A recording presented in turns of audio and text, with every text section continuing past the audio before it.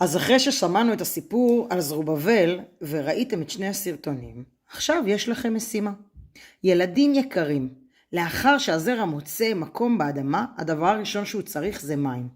לאחר מכן הוא יכול להתחיל לנבוט. אז המשימה שלכם היא להנביט. חפשו באינטרנט מהי מנבטה. הבינו מה השלבים להנבטה ומה התנאים שצריך לכך.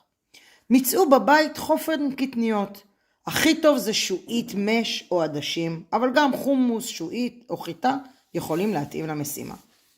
החליטו איזה מנבטה אתם עושים, יש המון רעיונות למנבטות. מצאו את הכלי המתאים וצאו לדרך. תתחילו את תהליך הנביטה. תעדו את התהליך בתמונות ושתפו אותנו בשקף שאחרי. אתם צריכים לבחור שקף